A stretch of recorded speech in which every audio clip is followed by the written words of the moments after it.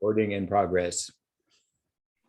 And what I'd like to do is share the screen for our some intro slides, just to kind of get us all on the same page.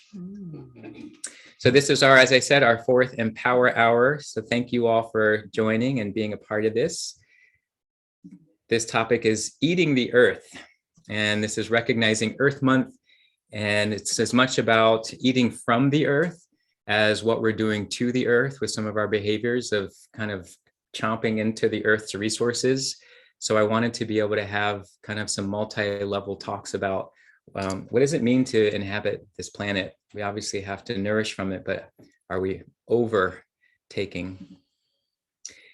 To get us started, I want to invoke a space that is earth-friendly, that is courageous and kind, filled with the power of diversity, welcoming to everyone here and beyond, supportive to feelings and emotions, a space where we're inspired to take action for good efforts. And I always like to say that this isn't just left in conversation, but what actions can we think of after some of these light bulbs go on or inspiration happens? And also to invoke a space that is joyful and intentional. I want to welcome us all with open eyes, open hearts, open minds. May this gathering provide inspiration, healing, creativity, or even just a good hour and 15 minutes of our time together. If you need to leave early at home, nobody here in this space though. If you need to leave early at home, it's the divine will, and we're happy you could be here for any time you have given. For our friends here in the space, feel free to get tea, use the restroom. If you need to do anything, you're in a home area, environment, so be comfortable. And let's look around at our fellow participants in this space, both virtual and live, and let's feel the miracle of being able to be gathered in this space together. So once again, welcoming the community friends, Saeeda, Hafiz, with me in the studio, Rachel Porraspita, who is at her home, and also I have here special guest, Yaya. And what I'd like to do is basically just kind of, I'll stop the screen share for a moment. And I wanted to continue with a little bit of introduction about our time together, and then to talk about how we'll structure our time together.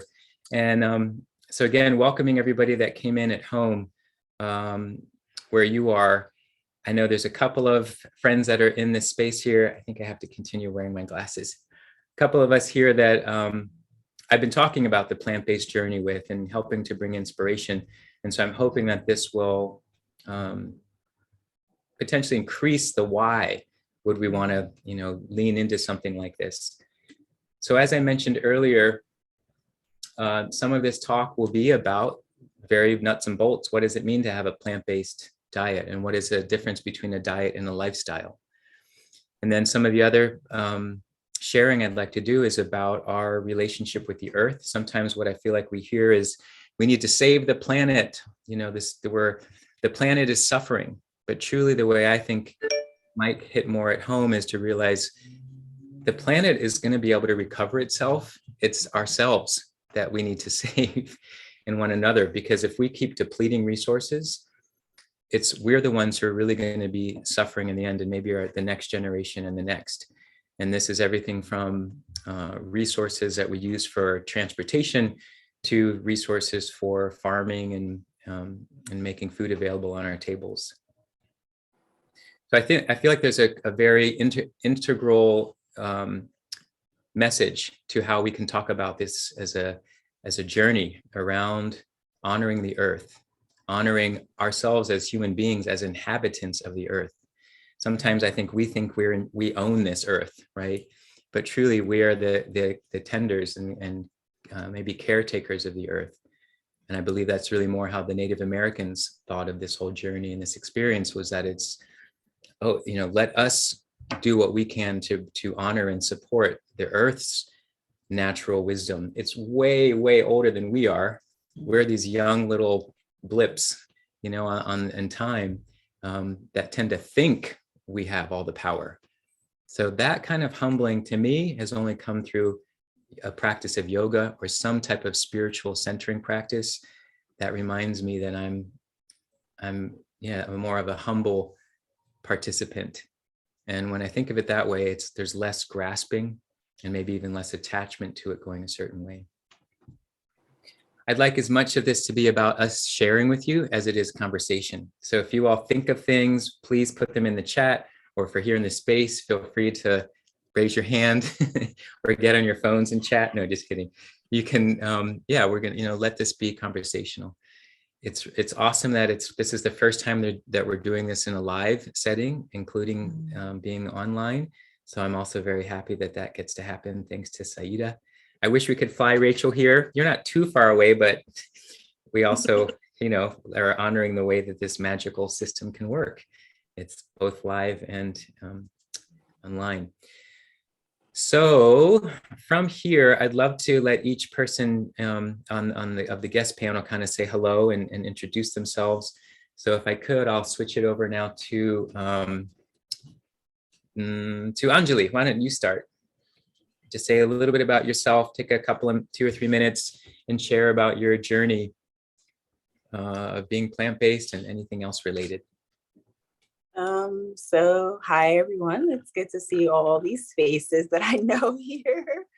Welcome. And I'm Rachel, and basically a little bit about my journey is I started out vegan, but I live more of a vegetarian lifestyle now. But this has been ongoing for a little over a decade at this point.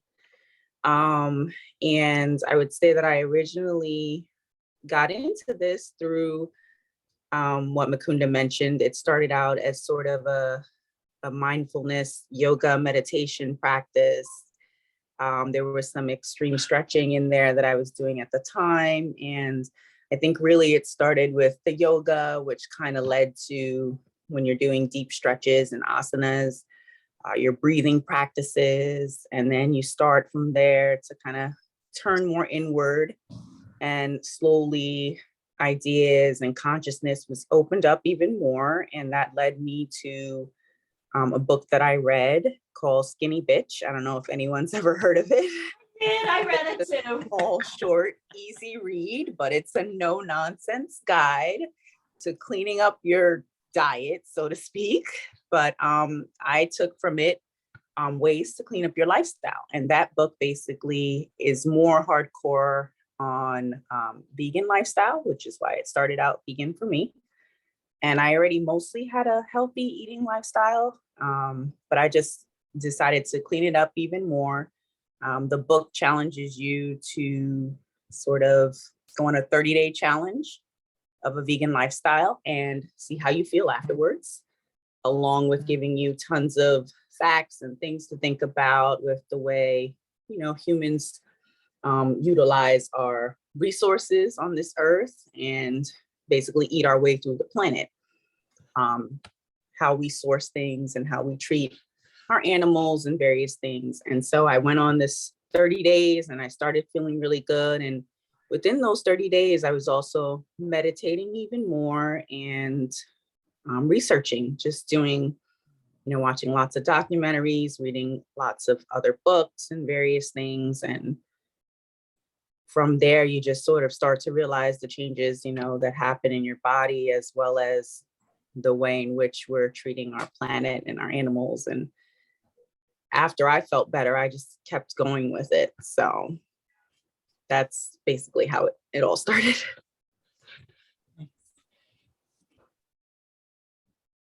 Thank you. And then I'd like to switch it over, I guess, to Saeeda. Yeah, thanks for having me. This is really exciting to be here. And, I never necessarily planned to do things for Earth Day or anything like that. And so when I get invited to participate, I'm like, oh, yes, I get to do this without even trying. So, so my journey, again, Mukunda was saying that the book is called The Healing, One Woman's Journey from Poverty to Inner Riches. And my quest started out with just really trying to be middle class. So I come from a low income experience, and I just wanted to be middle class. And I thought, okay, I have this corporate banking job now. How do I compete with these essentially white men, older white men in corporate America? And I thought, oh, I need to sign up for cooking classes and I need to get to a gym. And so that's kind of where my journey started. And I ended up signing up for a class that turned out to be a food as medicine course, which I didn't realize that's what I was signing up for. And in that class, the teacher was saying some really profound things. She's still around, Deborah Barr. So if you're ever looking her up, she's in Pittsburgh, Pennsylvania. She talked about detoxing from sugar. And so I had just taken her classes, and like Anjali, just it was a 3-day challenge to not have refined sugar in your diet. And so through that, I found myself in a depression, and I was crying on this public bus, and I'm like, oh, what's happening to me? Maybe sugar is this drug that, she kind of talked about. And then all these flashbacks from my family experience came to light. And so in this journey, I thought, oh, wow, eating this way is revealing that I need to clean up and heal emotional stuff in my life.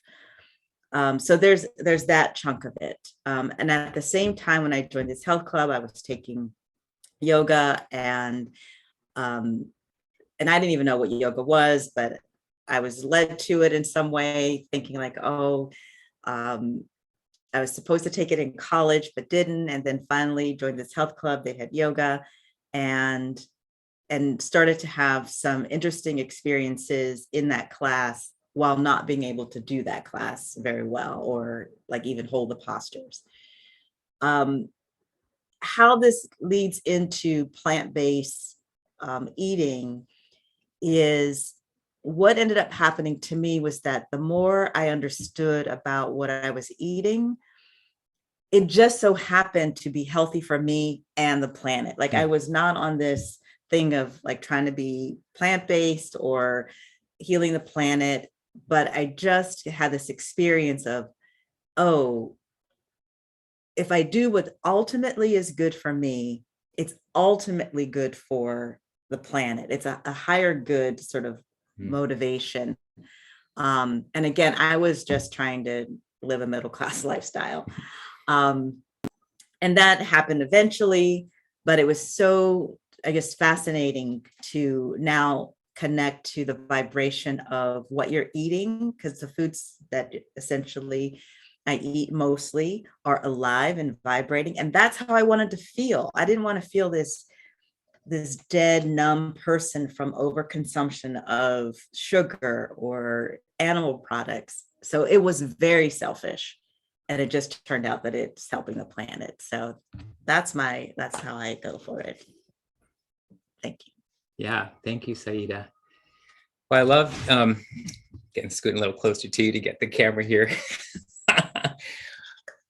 I love that it's, something in maybe an external way inspired us to think about our own journey. So both with Rachel and with Saeeda, there's a challenge, right? Something that was presented to us that had us think a little differently and live a little differently. And oftentimes I feel like that's what we need, is some kind of external, signal.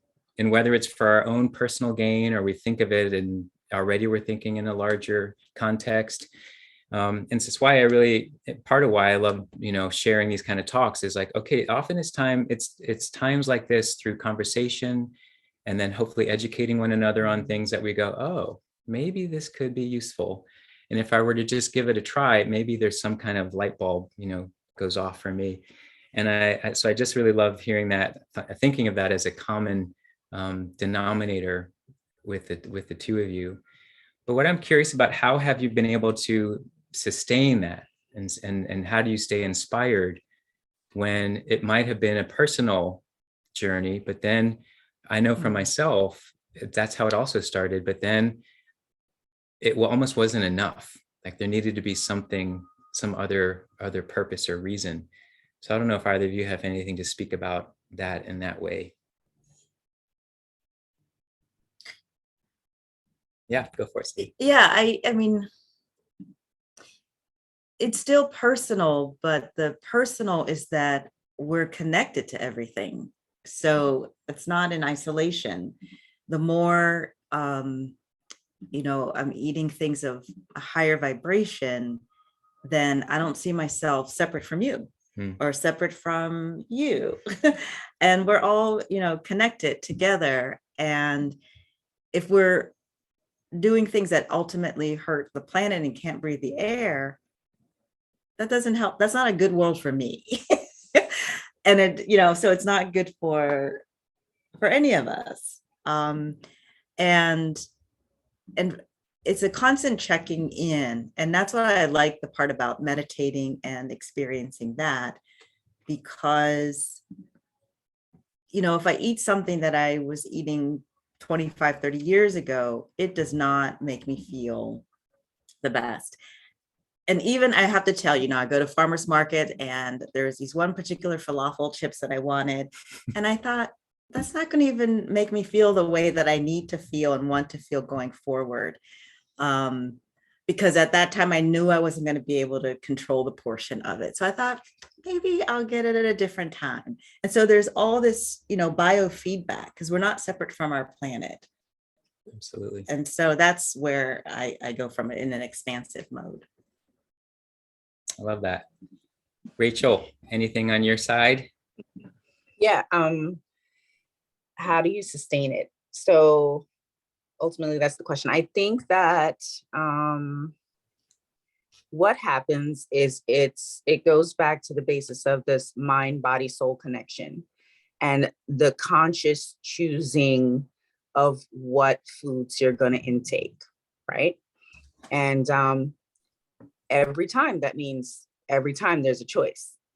And once you know kind of what it's a lifestyle, then it doesn't become a diet, because then a diet, right, is a fad of some sort that may go in and out. Okay, we'll eat this year, and then next year nobody's eating that anymore. It's more of a lifestyle change. And so that means that every time you prepare food, right, like Saeeda said, high vibrational foods, every time you make a choice, even when you're grocery shopping, it means that you're choosing consciously what you want to put into your body. And you're also thinking about the ways in which the foods are sourced. And that's important too, because like Saeeda said, we're all connected to our earth.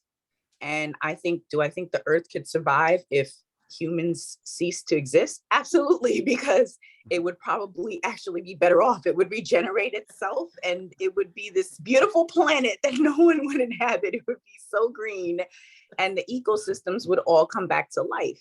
It's the humans that are changing our earth that we live on and damaging all the systems that work interchangeably with one another. So realistically, I think that if anyone is going to choose this for themselves and their life, you have to keep making that same choice every day, over and over and over. Yeah, I agree. And it's interesting. Sometimes I think about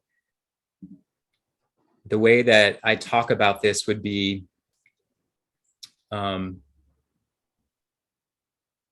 join audio. Sorry, hang on a second. Oh, I don't want that. Oh my goodness. How about that, everybody? Sorry about that. No falling asleep. Yeah, right. That was a little paching, wake up. The spirits are with us. They are. And now I completely forgot what I was going to comment on. There you go. Well, she was talking about choice. Choice. Do. Sustain. Well, yeah. Do you have something you'd like to share? Sure.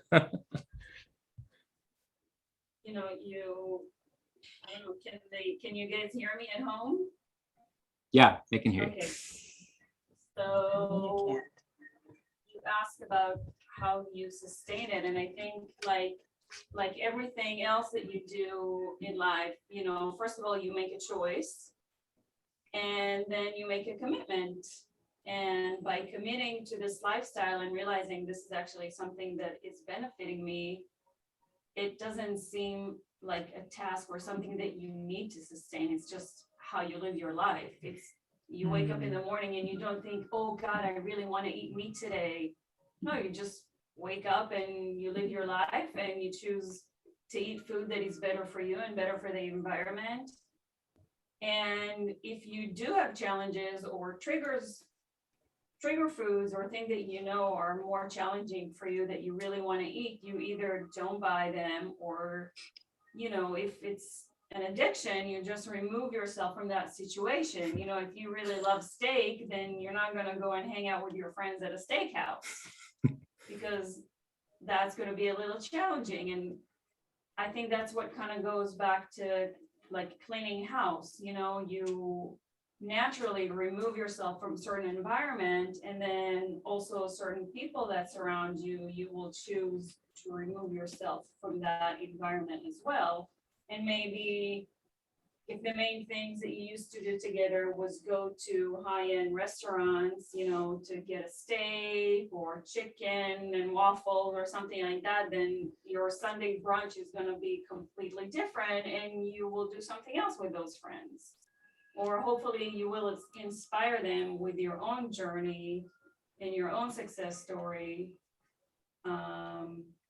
So at least in my own personal journey, it's not something that I needed to sustain. That's just was my mindset. That's how I woke up every morning and realized, yeah, that's what I want to do for myself. So there you have it. And it's been fun with Yaya because I knew you pre-plant-based. Yeah. And to see how it's been a big change in your personal lifestyle, but you've also inspired friends and things that you've also offered. And I think it's been more what I call, from some of my background in recovery work, it's this idea of attraction, not promotion. And so you've just very much been like, this is the life that I live, you know, be interested in it or, you know, not, but at least you were exuding this kind of new energy that I got to see, like, wow, Yaya's coming out. I mean, as a plant-based eater. And it's a personal journey that connects with the concept, again, within a spiritual practice, that we are all connected. And the more that I know that I work on that too, that I recognize it's not just my choices that I make that are making a difference in things, or I should say, it's not just the choices I make that impact me, they impact others. So I think about when I'm buying something in a supermarket or at a restaurant, I'm casting a vote for what I believe in, because money is really the energy that flows in so many ways in our culture and our livelihood.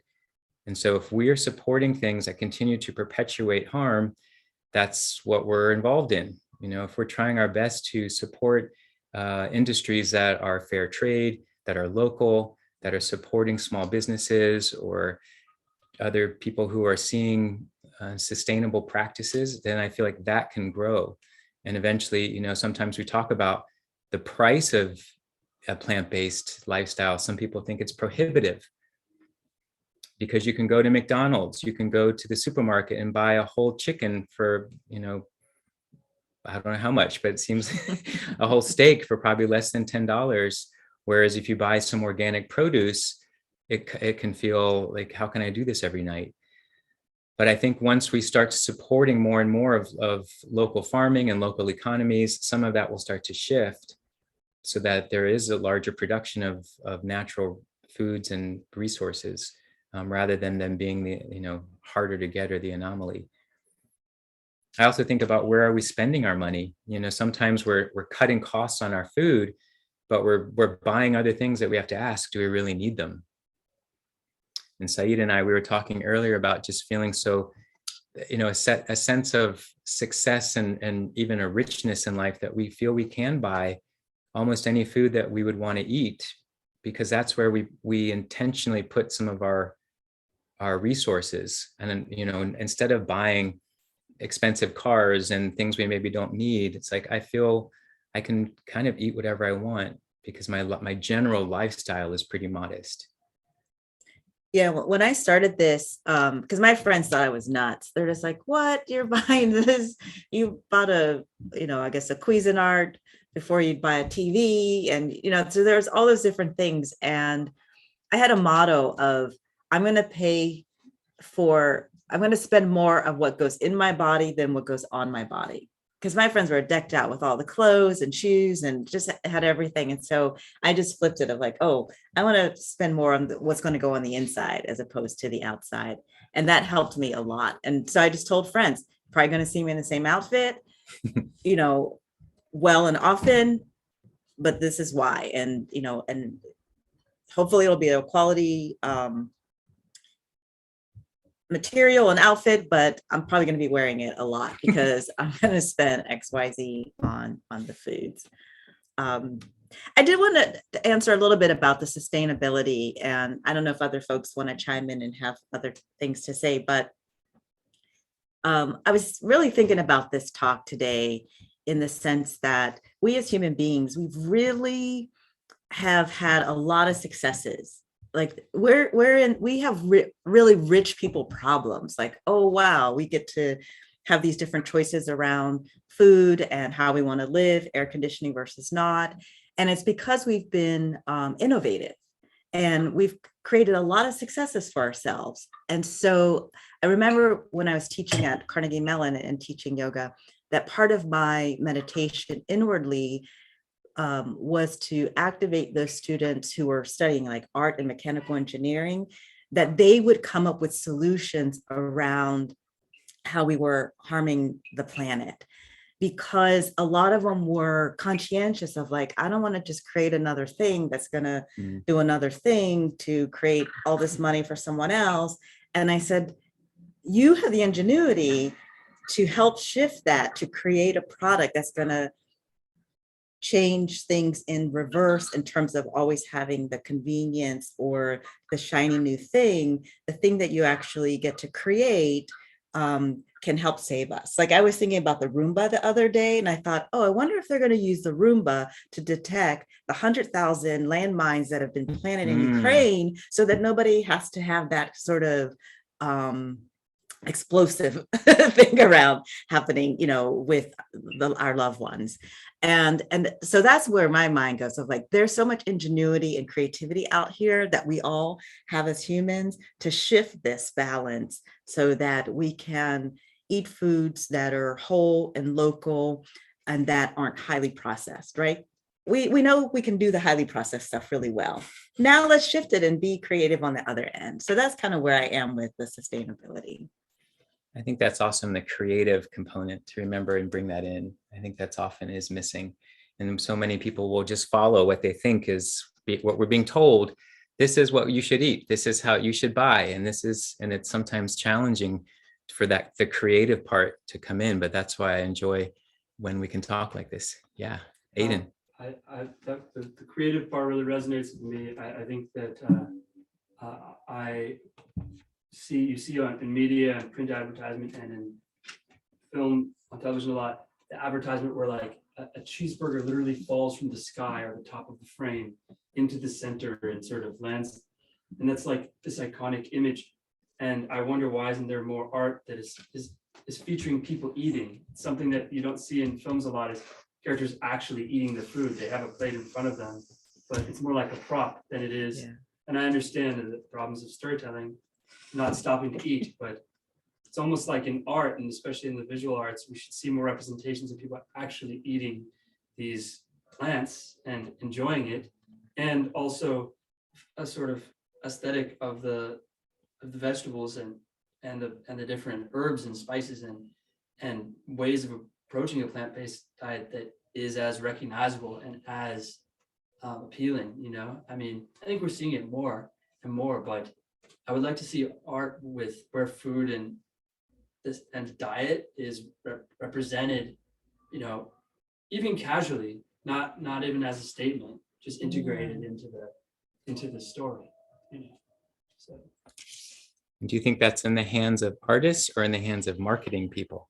It's in the hands of artists first and foremost, and then hopefully the marketing people are good at what they do.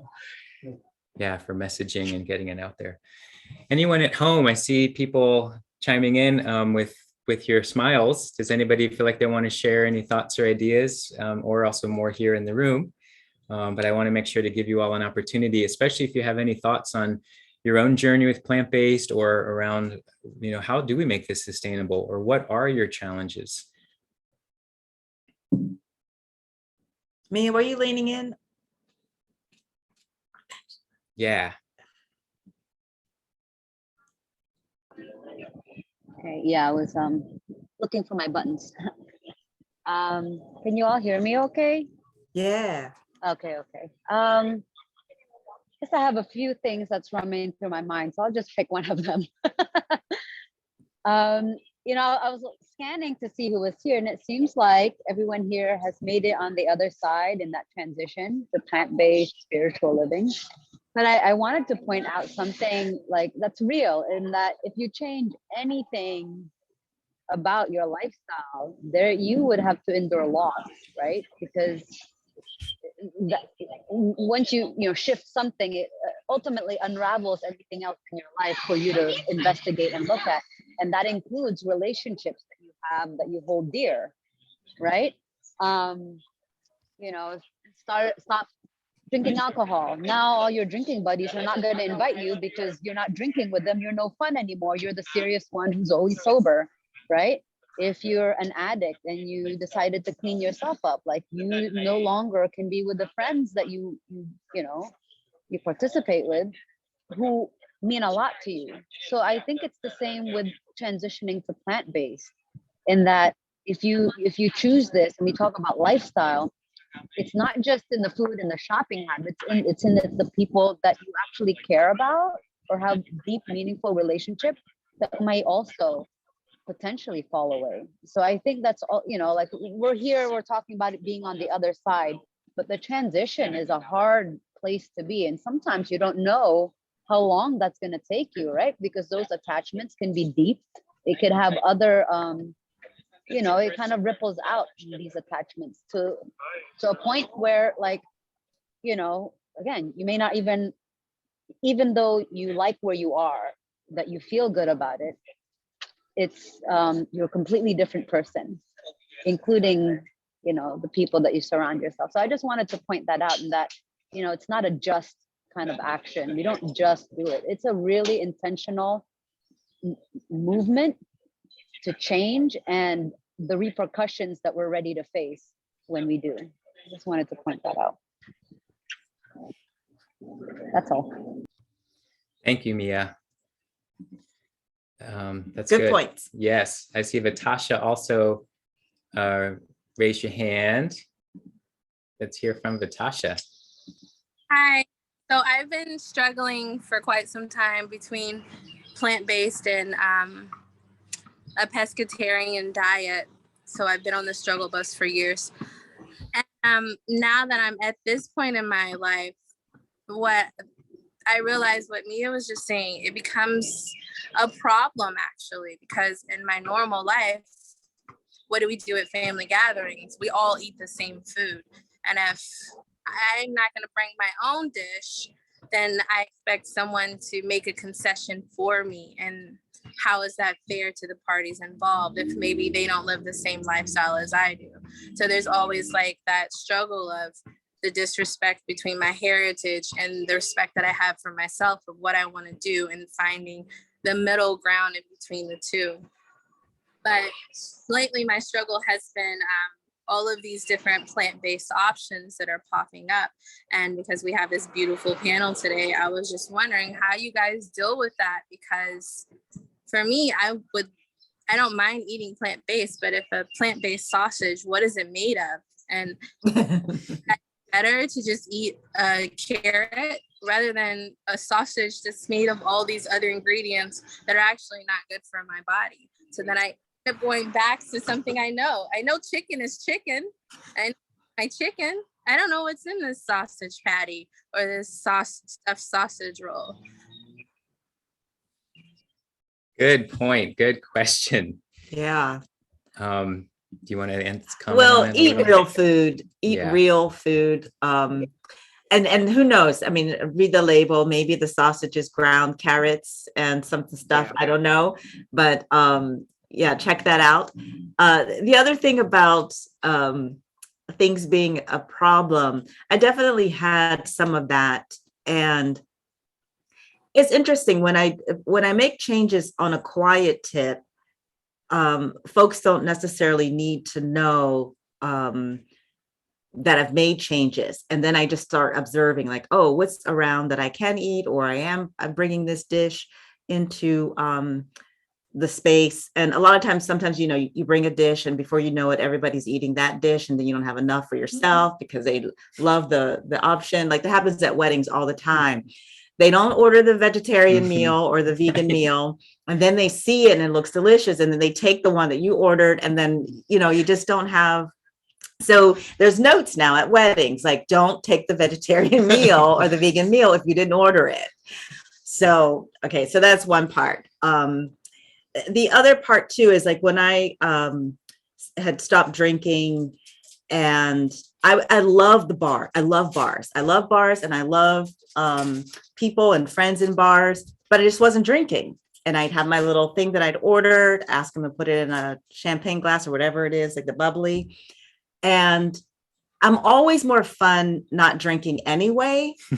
And as you might tell, I mean, you probably think, is she drunk now? But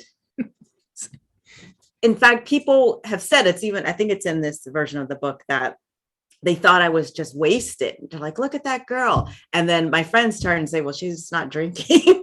She's just loud. And I have the same problem. right. Yeah. I knew it when I met you. We were just like, Same problem. yes. We're totally, I just met Yaya today, but I was like, Yes, love it. for yes, you. just really enjoying life. And so, but I realized that when I was preachy and telling folks, oh, eat this, or like because I have a superiority complex that can come in of like, oh, I'm eating better, it's for the planet, it's that. And that's not being kind to myself or others. And that's something I had to wrestle with internally. And so then I stood more in the space of just role model. If your life is indeed truly better with your choices, people will ask you what you're doing, as opposed to you telling them this is what you're doing, or follow me because I've read this article. And that has been an eye opener. I don't always follow that, and I'm a work in progress on that, but living the life that you want, people will ask. I have drug addicts in my family, and people have heard me say this. My brother, who has become one of my brothers who had become sober, he's like, so you mean eating oats and plants, like that's going to give me the same kind of high as a cocaine? And I really try to explain to him that like we get bought into these extreme emotions, and they're fun. It's like a roller coaster. But there's something about like being in the center and having that lifelong sort of vibrational hum of liveliness, and that outwins or outbeats that emotional swing, because once you go up, you have to come down, and that's not fun at all. It's not fun. So, but that consistent, good vibrational hum, and then you just, I think they call levitate, levitate as you go up. That's what you want, to slowly, incrementally have that kind of high. So, but it is the role modeling that really, really has been helpful for me. Yeah. Rachel, did you want to add some to that, or other points? Yeah, I totally agree with that. That is spot on. So for me, in my family, when I made the changes, I just started making the changes for myself. And like what Tasha said, I would still go to Thanksgiving where it's family gatherings or other various family gatherings, and here you're back sitting in front of this entire spread of foods that you now know you probably shouldn't be partaking in. And so what I did was I would slowly just, instead of waiting for someone to make me a dish that I could make, I would just make something for myself and bring it along. And slowly you would get asked about it, oh, what's this? What's in this? And as I explained, maybe one person at the party that's family decides to try it and goes, oh, this is really good, and then from there, the conversation begins. I agree with Saeeda. I don't think it's about really the preachiness of it all, because once people see the changes that are occurring with you and the types of food that you're eating, they're going to ask you about it. It's almost inevitable. And so that was kind of how it happened for me and my family. People started asking about it. And then the longer this went on, like I said, it's been going on for, over a decade at this point. So the longer it goes on, the healthier they see that I am. I mean, I don't even get sick anymore. I don't get colds. So now I have family members calling me like, hey, how are you doing this? Because there's obesity that runs in my family. I have some drug addicts in my family as well. High blood pressure, various things that were going on. And so when you have medical scares and you're wondering, well, what's happening here? Maybe it's related to what I'm eating. And a lot of it is meat. They're seeing, oh, well, Rachel hasn't gotten sick in years, or, she's raising her 2 boys on a plant-based diet solely, and all of their levels are up. You know what I mean? It's not, I don't have to give them meat for them to grow and to be healthy. And then they really get intrigued by that and they start asking questions. And so that's how you kind of pass it along. At this point, my parents have started to make some changes because they've had quite a few medical scares and things that are going on, particularly my dad. And so now they're trying to do the whole vegan vegetarian thing because they realize if they don't clean it up soon, the older they get, the worse potentially things can develop, disease within the body or various cancers and things. I had an aunt that died from cancer, so it's important to take a look at that. I tell people all the time, read everything. And if it's not real food, maybe don't eat it. It's not really all about trying to find something plant-based that can replace the taste of meat or any of that, because you know what, a vegetable or a fruit tastes just as good, if not better, at its original source and the heart of what it is. So stay away from, I tell my parents too, don't get so caught up in those prepackaged plant-based sausages or the various, burgers and things that they're trying to sell on the market now, because those things are just as processed and full of tons of ingredients, soy, and various things that our body shouldn't even be intaking on a daily basis anyways. So at the heart of it, just eat real fruits and vegetables and drink water. Drink tons of water, people. Please drink water. I beg of you in society. Just drink water. Like, it will help you feel better. Your systems will run better. Drink water, right, Mukunda? Yes, this is something Rachel has been trying to get on me about, because I have had a pretty bad habit of not being good about my water intake. And so I've appreciated, she got me going on this app that sends little signals to remind me to drink throughout the day, and it's working. So thank you so much. I'm sure I'm drinking 3 times as much as I used to, because for whatever reason, I mean, I drink a lot of tea, and I make a lemon water, but just straight water has been something I've not been as good about. So yeah, that's right. I remember you said, Rachel, that was going to be a highlight for you today, to talk about water. And as much as it is about plant-based food, I don't hear, your audio went down. I said you can add lemons and fruits if that makes you get it down. That's true. And I think that's why I had been doing it. But I remember it's also good to just try to get comfortable with, just drinking water. But yeah, a lot of it has obviously worked to keep me okay, because that's mostly what I would drink through these, particularly through the pandemic months. But I want to say, sometimes with those processed meats that are, or I should say processed plant-based meats, someone just told me about, there's a new McPlant. So McDonald's has now a Beyond Meat. I think Burger King has one.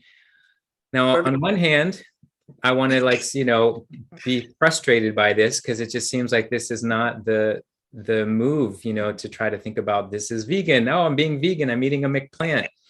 But on another level, I'm thinking, well, if this is helping people start to ask questions, if this is sparking some curiosity, if this is giving a chance for someone to move away from meat, I think the effects of eating the meat product and the way it affects our taste buds and the chemistry in the body, that is hard to release the grip of. So if you can start to switch it to something that is, mimics it, let that be transitional, but not where you land. Now, I will admit, I am someone who does partake in some of the faux meats in some of the restaurants every now and again, because I've been vegan now for, 15, 16 years, plant-based. And every now and again, I crave a little chicken-like something or whatnot. And so I'll have it, but it is not part of my staple Yes. diet.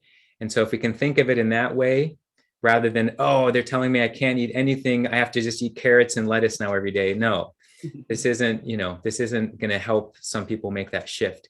If eating some of those Impossible burgers or whatever Beyond helps you, but not to keep that as your final destination. Let that be, that transition. I think it is a little better than maybe, but it could be argued, because it could be argued. But if you think about where does it come from? If I connect the dots, eating something that was put through a slaughterhouse, and perpetuating that cycle, Right. versus something that is being thoughtfully made to think, okay, let's try to mimic this flavor. There's even some stem cell research happening to try to create steaks and chickens out of the stem cells. So they never actually had a life, but they're going to resemble a chicken breast. I'm like, maybe I'm okay with that. I won't choose to eat it.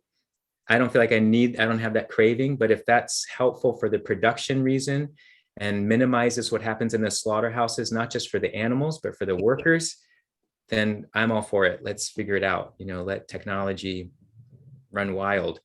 We're all involved, right? People, it's the knowledge. Once you know better, you got to do better. And my thing is, I like that. You go really deep in your research, you can't unsee some things. You can't unlearn things. And once you've gone there and you've really gone there,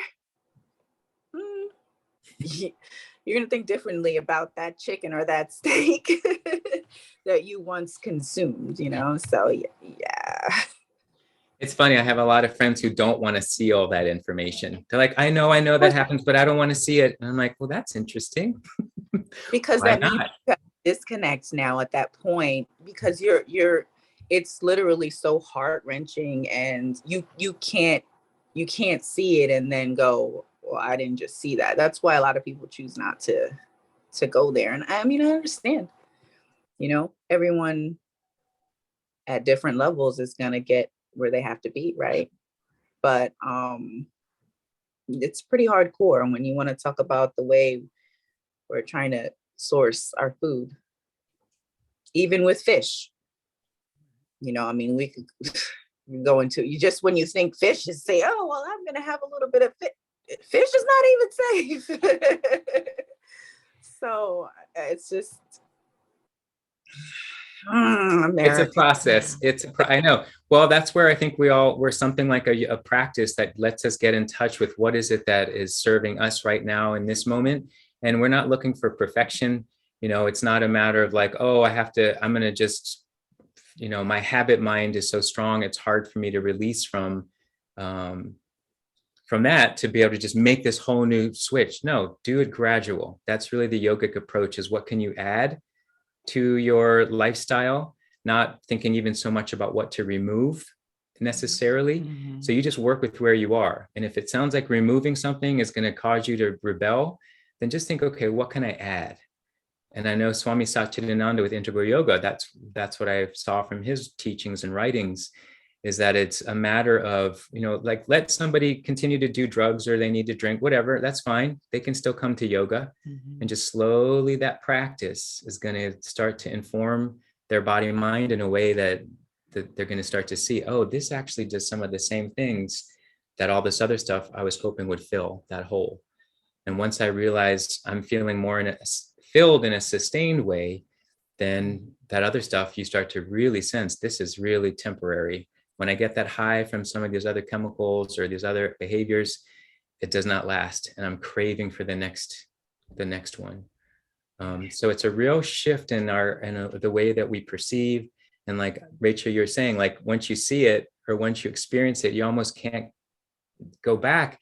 Or if you do, you've been there at least once, Yeah. right? And like, okay, maybe I can get back there. It's like that feeling of in Shavasana, when we touch that quiet space, once we get into that zone, you're like, oh, there's something there. There's somewhere, and maybe I can get back to that again. Ranjani, Oh. sorry, I just wanted to say hi. I'm so glad you made it. You're like coming in from she did something else, some workshop, and now here she is. So anyway, glad you made it. I think Mercy and Aiden. Oh, and had their Mercy. hands up. And then Aiden. Okay, Mercy, did you want to say something? You're on mute. You need to unmute if you wanted to say hi. I'd love to hear from you. Yeah, me, I'm trying to do the plant-based, but the problem is I always crave for the taste of meat. Once in a while, maybe once a week, once for 2 weeks, I always go back to meat. And that's okay. Yeah. That's okay, right? I mean, I think it's more that if you put in more room for eating non-meat meals every now and again, and it sounds like, is it less than you were doing before? Yeah, but I always crave, when I go to a family gathering, I always liking to eat meat. Yeah. Enjoy your family. Yeah, I mean, we have so many different moments in a day and in a week. And if in certain moments that ends up being the way that you're enjoying the experience, but at least you have some other message inside your body that is recognizing, and I want to try something different, and I'm trying another approach. And so you've got all those other meals in your week, all those other meals in your day to focus it that way. Because our bodies are incredibly resilient. They're going to process. I mean, I look at my diet. I used to eat so much candy and sugar and donuts and pancakes. And I don't know how, somehow though, it all worked out. But I think now I'm so happy to be making a much more conscious choice, and I feel the difference. And now I don't crave all those other things as I used to. And that's eventually what we might start to see is you'll go to those events and you look at the meat, and like how I am, it's no longer food. When I see a steak that to me is no longer food. It actually kind of breaks my heart to see it. So when I used to love it, I didn't stop eating it because I didn't like it, and then I always, you what? It's trying, then I'll come back. I don't like it. Because maybe sometimes I spend a month not eating meat, then I always come back. Okay. It might take a little bit because our habit mind is so strong, and it's also cultural, right? It's saying, this is what you should eat. This is what you should eat.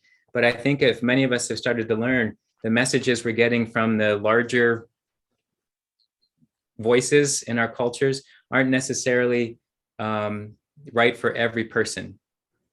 And I think I don't want to, that was maybe what I was going to say earlier. I don't talk down about, the FDA and the other institutions that are formulating the way that they think the food pyramid should be, because I don't know what that's like to try to lead millions of people to try to have enough food on the table. But I do know that a lot of food gets wasted. I do know that there's plenty enough food on the planet that we could avoid having people who don't know where their next meal comes from. I do know that we could prevent some of the breakdown of our ozone layer and carbon emissions if some of these shifts would happen. But I also know it's really hard to change a habit, because I know what that's like from, having struggled with addiction. So this is what we're kind of dealing with. It's our own addiction, our own cultural trance that we can get in, but we can break it. We can break it. Aiden. I really identify with what Mercy's saying, because recently, from November on, I had been totally plant-based and gone vegan, my partner and everything. And then only last month or something, I said, I was having dreams about bison and dreams about venison. And I was dreaming about eating meat. And then I finally caved, and a friend had offered some venison, and I had some stew. And it was delicious, and it was meaningful, and it had been hunted for. It wasn't like bought from a store. So I felt justified in that way. But then afterwards, I thought I was reading about deer and I was reading about the history of deer and all these, the animal, and I took it as an opportunity for learning. But then it made me think, well, now that I know more and I was at Point Reyes and I saw some of the deer, well, if I really want to eat them, if I was living in some myth world where I could hunt and not be connected to anybody or anything in the world, then maybe I would feel better about it if it was a part of my community. Part of it is we're alienated from the source of the food. You know, we go and we can buy a disembodied ground part of an animal and consume it without ever seeing the animal's life or the animal's integrity or experience or how it's produced or how it's packaged. And that is the part for me where it's different for, it can be the same with produce, honestly, because you're just buying sourced produce. But I guess this is what it comes back to my point, which is about this concept of being in right relationship too.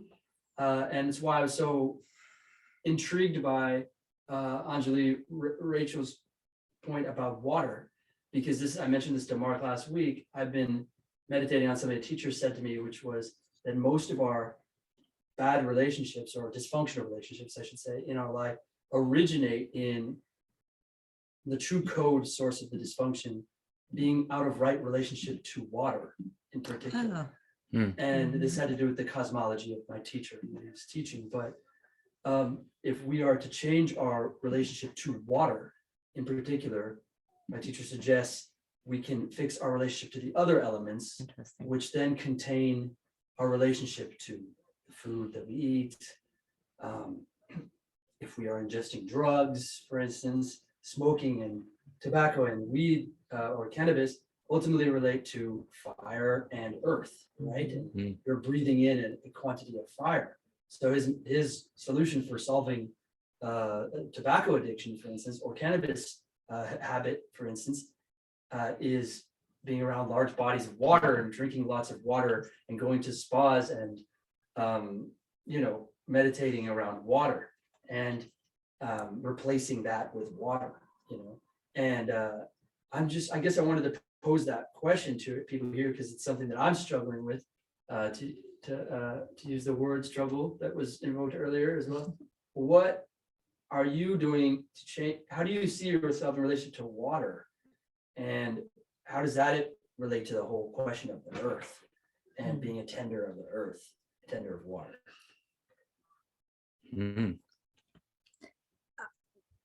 Well, I think my quick response to that is when I started drinking more water to be in balance, and I think that Anjali is saying similarly, you can be surprised at what it fixes that you didn't know was an issue, or and right, we're mostly water anyway as a human being. It's over 75%. So, and water represents the emotions and, it affects us in that way. So I hadn't heard that, but it made sense. Like it resonated with me. And I thought, oh, that's why I love those pools that you go to at the Kabuki spa or, and but it's right. There's something about, I think, being able to be immersed in a bath compared to a shower. Like there's something about being whole and having that. And also a lot of times, like when we talk about food, more like nutritional dynamics would be have water because you think it's hunger, but it's really thirst. And at least satiate that way first, and then see, do you want the extra thing? I appreciate that. Thank you. I see Ranjani. All right. Oh, so I love this conversation, and I'm sorry if I'm reiterating anything that was said before, but something that came up, and it's funny because right before Adrian said what he said, I was thinking of, I think one of the best ways to start connecting more with the plant-based diet is by growing food, right? And cultivating that relationship. Because I noticed with kids, especially when I was a kid, like when you can plant a little seedling and you see it grow and then you harvest that, like it takes on a whole nother dimension. It's not just, oh, I got to eat my beans and carrots. It's like, oh, we grew this from the garden. We picked it. Like, this is so great. I can't wait to eat it. And it completely shifts the connection you have with your food. It's a more intimate connection that happens. And this thing with water, what it brings up for me is also rest, and how when I don't get enough rest, I tend to eat lots of junk. You know, I've been listening to a lot of podcasts around sleep and listening to a lot of things about like we need a lot more rest in our lives, right? And how I somehow I feel that goes with the water. It's like we need water and we forget that we need water, and we need rest and we forget that we need rest. And I think, you know, having those two things, just trying to focus a little bit more, trying to bring those a little bit more into our lives, I think will help with that balance and finding right relationship with all of these elements, with these behaviors that we're trying to change and improve. And I guess I'll end on permaculture. So I've studied a little permaculture, and it's just a way of working with the earth and using ecology, using natural systems to work with the land. But you know, in permaculture, they say the most sustainable change is the small step. So you just make one small change, and then you see how that affects things. It's not about, okay, I'm going to empty my fridge of all the bad stuff and just eat lots of healthy organic things. It's what one thing can I change right now? And then you build once you get that settled in, and then you build. But yeah, so that's all I have to say right now. But thanks for this conversation. It's really great. Thank you, Ranjani. I'm glad you chimed in.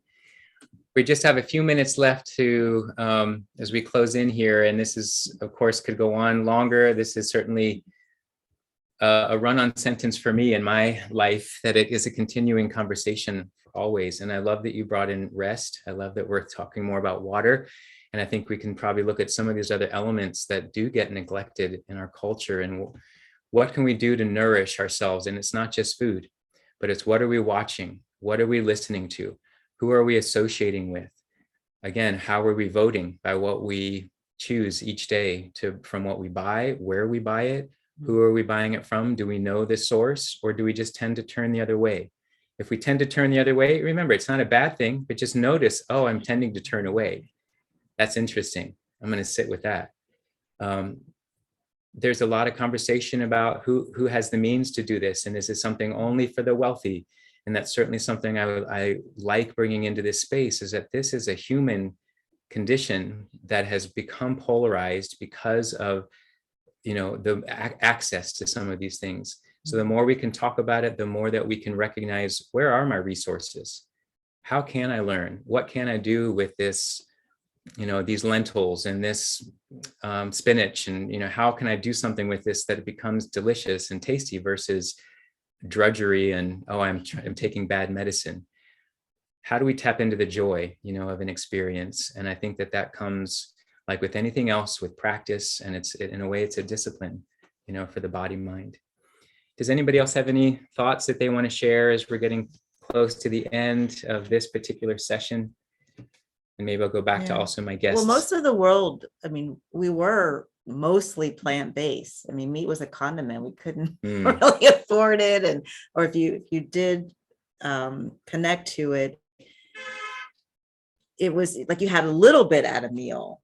It wasn't the meal. So it's just sort of, this is a new and different problem, to be able to have so much flesh at our fingertips. The cultures around the world, we just didn't eat this way. And if we did have meat, it was as economic status, it proved that we were rich.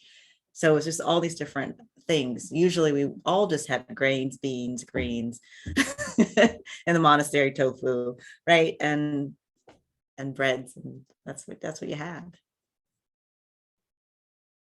It's our modern problem, that irony that's come of this, right? Rachel, did you want to close with anything? Yeah, but I totally agree with that. And is it Aiden or Adrian? Was it Aiden, Aiden.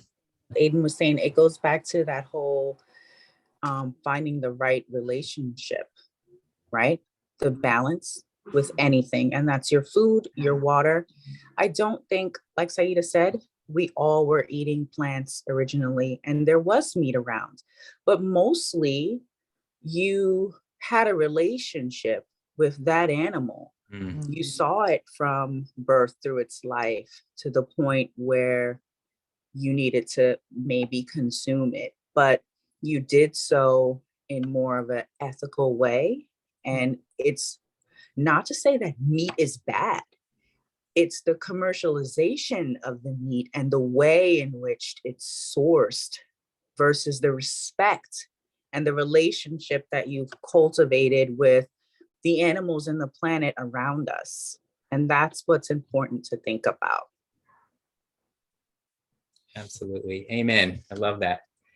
The relationship. I think that's probably the theme of this whole talk, is like building that right relationship with the self, right relationship with recognizing this as a larger topic than just our own self, but each other and the planet.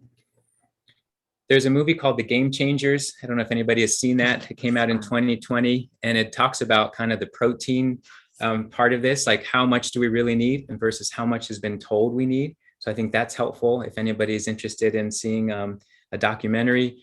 I also have always loved Forks Over Knives. That's a great one.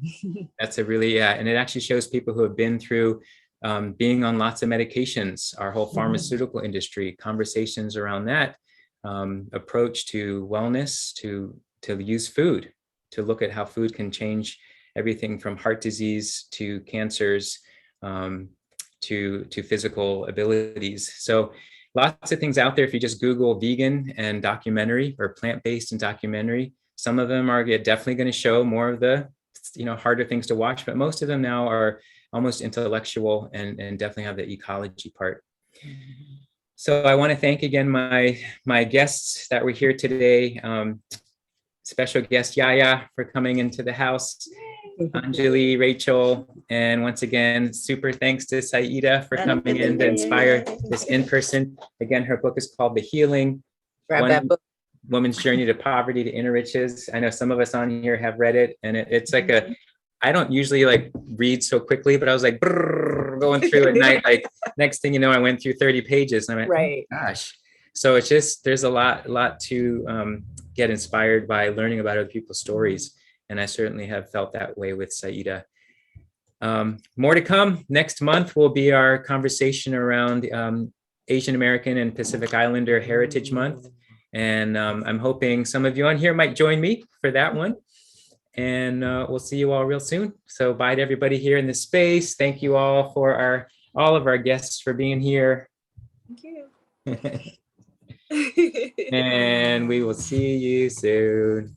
Okay, take good care. One small change, like Ranjani said, can there be one little thing we maybe take away from here? All right, stay on if you want to say hi. Otherwise, then I'll stop the recording. Yeah.